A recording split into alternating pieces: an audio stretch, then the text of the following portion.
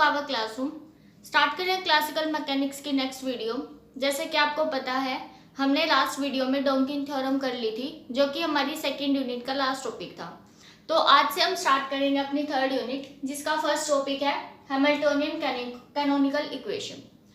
ये most important equations हैं, इनका आगे वाले आर्टिकल्स में बहुत ज़्यादा यूज होने वाला है।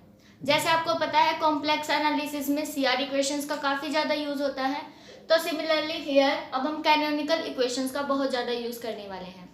तो डेफिनेशन देखो क्या है कि इन दो इक्वेशंस को हम क्या बोलेंगे, कैनोनिकल इक्वेशंस, या फिर इनका एक नाम हो रहा है हार्मोनिक इक्वेशंस, हार्मोनिक इक्वेशंस ये भी बोल सकते हैं।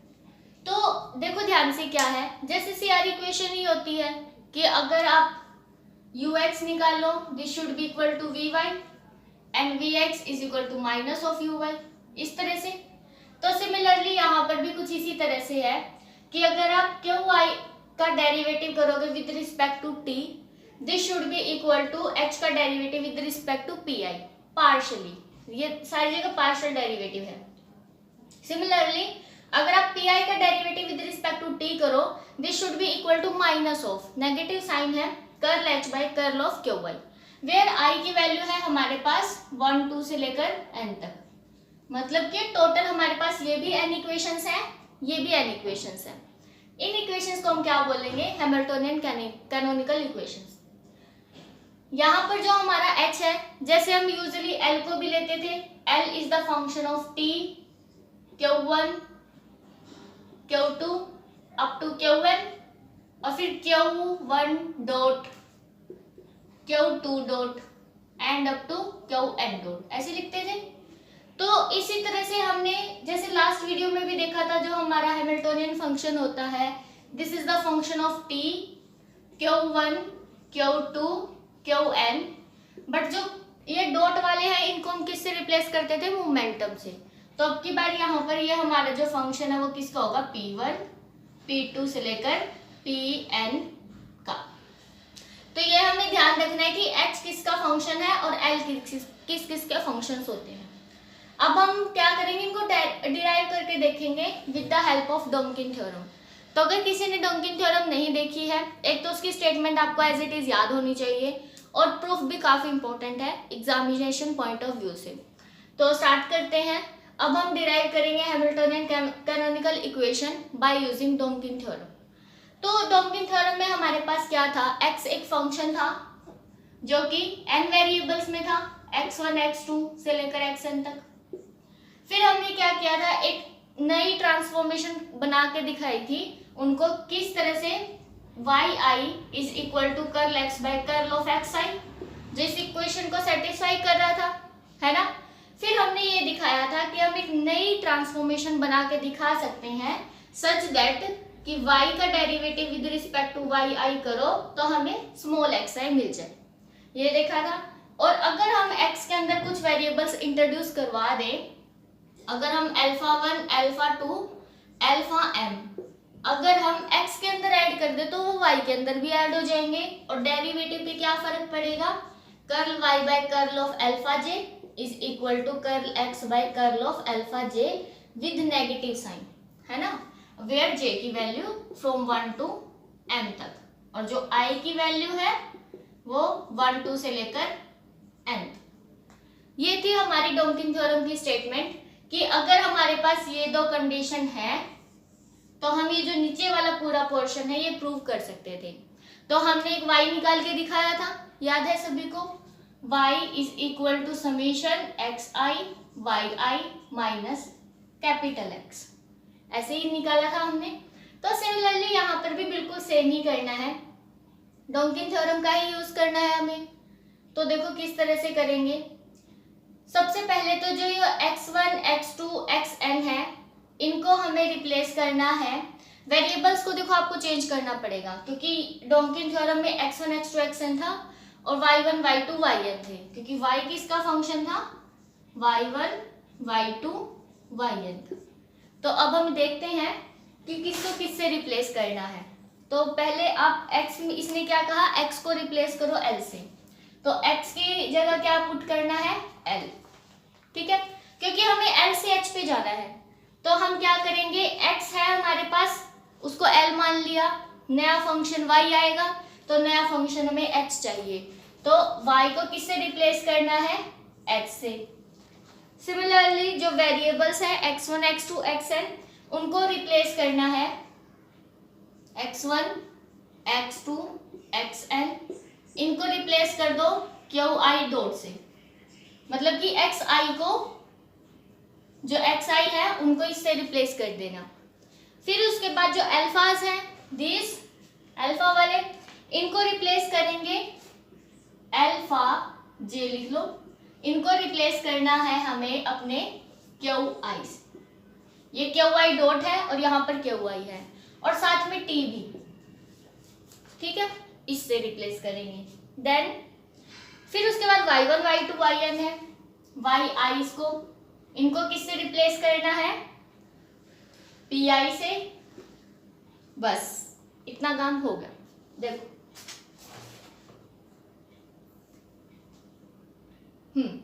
तो अब हम क्या करेंगे, जो भी हमारी ये स्टेटमेंट है इसके अकॉर्डिंग ये करके देखते हैं कि हमारी ये सेटिस्फाई होती है या नहीं होती।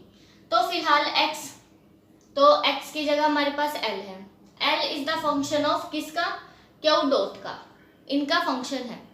फिर उसके बाद उसके अंदर ये वाले भी इंट्रोड्यूस करवा दिए गए हैं, बाद में ये डाल दिए थे, तो मतलब कि उसके अंदर क्यू आई भी हो गए, टी भी हो गया, क्यू आई डॉट भी है। जैसे हमारा लास्ट में जो फंक्शन होता है x, किसका होता है वो, इनका भी और इनका भी। जब हमने लास्ट में प्रूफ किया था तो लास्ट में x1 x2 xn और फिर हम अल्फा 1 अल्फा 2 अल्फा n लिखते थे, तो यहाँ पर भी ऐसे ही है। अब x की जगह l आ गया, इज इक्वल टू सारे इनकी वैल्यू क्यू आई डॉट से रिप्लेस हो जाएगी, और यहाँ पर क्या है, क्यू आई भी है और टी भी है, तो ये वाले ही वेरिएबल्स आ गए ना हमारे पास सारे। उसके बाद x का derivative with respect to x i, मतलब कि x की वैल्यू क्या पुट करनी है, l का derivative with respect to x i, that is q i dot, इसके विद रिस्पेक्ट टू डेरिवेटिव करोगे तो ये भी तो आना चाहिए ना, ये दोनों हाइपोथेसिस है अपने। वाई आई, तो वाई आई है p, और ये हमने डेफिनेशन देखी थी कि मोमेंटम को हम ऐसे ही तो निकालते हैं, l का derivative with respect to velocity, है ना। जब हमने कन्वर्ट करना सीखा था लैग्रांजियन वेरिएबल्स को हैमिल्टोनियन वेरिएबल्स में, तो हम यही कह रहे थे हम इस रिलेशन का यूज करेंगे। तो ये भी है अपने पास, ये भी ठीक है, मतलब हम जो ये वेरिएबल्स रिप्लेस कर रहे हैं वो बिल्कुल ठीक है। अब हम इस डोंगिन थ्योरम का इस्तेमाल कर सकते हैं। डोंगिन थ्योरम हमें क्या कहती है, एक तो आपको ये मिलेगा, तो कर दो एक्स आई ये, तो q i dot is equal to y का derivative with respect to y i, तो y is replaced by h और y i, where is y i, p i, ये आ गया। अब डॉट का मतलब क्या होता है, derivative with respect to t ना, तो इसको आप ऐसे भी लिख सकते हो, curl q i by curl t is equal to curl h by curl of p i, लिख सकते हो। तो एक तो आ गया, देखो फर्स्ट हमारा हैमिल्टोनियन कैनोनिकल इक्वेशन आ चुकी है। अब हम सेकंड निकाल के देखते हैं।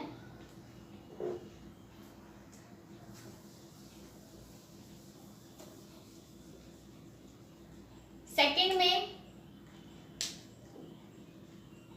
इसमें पुट करके देखते हैं वैल्यू, y की वैल्यू है h is equal to summation x i की वैल्यू क्यू आई डॉट और वाई आई की value p i and minus of capital x minus l. अब जब हम हैमिल्टोनियन फंक्शन कंस्ट्रक्ट कर रहे थे तब हमने ये देखा था कि इसके ऊपर और इसके ऊपर बार आता है, तो हम बार ही लगा देंगे। इसके कहने का मतलब ये है कि अब हमने इनको हैमिल्टोनियन वालों में कन्वर्ट कर दिया है। अब हम इनका डेरिवेटिव कर देते हैं, क्योंकि क्या चाहिए हमें, x का derivative with respect to q i चाहिए ना। वेट अ मिनट, अच्छा डेरिवेटिव करने की जरूरत ही नहीं है, यहाँ से ही आ जाएगा। ये वाली इक्वेशंस और यूज कर लेते हैं, क्योंकि ये वाली तो यूज कर ली, ये वाली बाकी है अभी। चलो इसका यूज करते हैं। y का derivative with respect to alpha j, तो y का डेरिवेटिव करो, y इज h, h का derivative with respect to alpha j, तो एक बार qy के विद रिस्पेक्ट टू कर देंगे, एक बार t के करना। With respect to qy is equal to minus x का डेरिवेटिव दैट इज l का derivative with respect to alpha j with respect to qi, एक तो ये आ गया। Similarly curl h by curl t is equal to minus of curl l by curl t, क्योंकि हमारे पास alpha j के अंदर दो क्वांटिटीज हैं, ठीक है, तो ये लिख दिया हमने। अब उसके बाद लैग्रांज इक्वेशंस का यूज करना है हमें, Lagrange equations of second kind.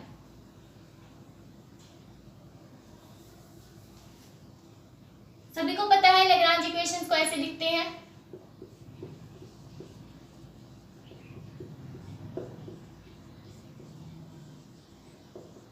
तो यहां पर हम कुछ वैल्यूज पुट कर सकते हैं अपनी, ये वाली वैल्यू पुट कर दो,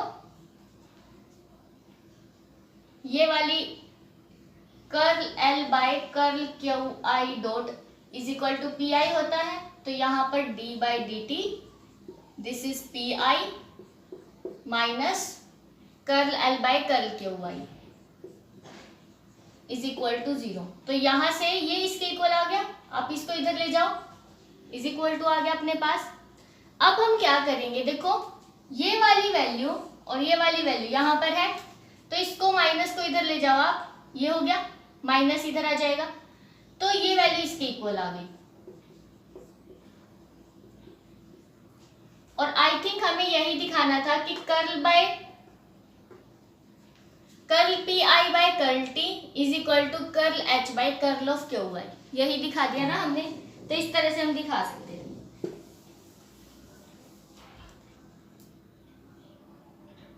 curl p i by curl t is equal to curl h by curl of t. तो दोनों हमने जो अपनी हैमिल्टोनियन कैनोनिकल इक्वेशंस हैं with the help of Donkin theorem ही यूज की हैं, हमने और कुछ भी नहीं किया। एक बार ये स्टेटमेंट यूज की और एक बार ये वाली, तो दोनों ही स्टेटमेंट यूज करने से दोनों इक्वेशंस आ गई हैं अपनी, ठीक है। अब उसके बाद इसका कुछ रिमार्क भी है कि आप इन डोंकिन थ्योरम्स के हेल्प से जब आपने हैमिल्टोनियन इक्वेशन निकाल ली है, तो हम क्या कर सकते हैं, इसका डेरिवेटिव भी फाइंड आउट कर सकते हैं। आप निकाल सकते हो dh बाई डी टी की वैल्यू क्या आएगी। अभी तक तो हमने क्या किया, with respect to p i derivative करके देख लिया, with respect to q y, है ना। अब हम विद रिस्पेक्ट टू टी करके देखते हैं क्या आंसर आएगा। तो देखो स्टार्ट करते हैं। फर्स्ट ऑफ ऑल हमें पता होना चाहिए कि h जो हमारा हैमिल्टोनियन फंक्शन है वो किस किस वेरिएबल्स में होता है, तो वो होता है अपना t में, qi में और pi में, है ना। qi डॉट हमारे l में होते हैं, तो हमें h का ही डेरिवेटिव निकालना है विद रिस्पेक्ट टू t, तो निकालते हैं। अब देखो पहले h का with respect to t partial हो जाएगा, फिर प्लस, अब पहले h का विद रिस्पेक्ट टू qi करेंगे और फिर qi का विद रिस्पेक्ट टू t करेंगे, चेन रूल का इस्तेमाल। बट एज ये एक नहीं है, i फ्रॉम 1 to n तक है, तो we have to do summation. h का derivative with respect to qi and qi का derivative with respect to t। Similarly for pi, summation i from 1 to n curl h by curl of pi and curl of pi by curl of t, इस तरह से आएगा। तो अब हम क्या करेंगे, इन इक्वेशंस का यूज करेंगे, हैमिल्टोनियन कैनोनिकल इक्वेशंस का।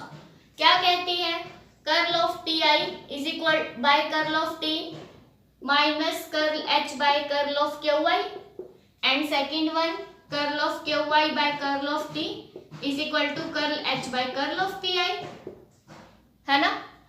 ये वैल्यूज हम यहाँ पे पुट कर दें,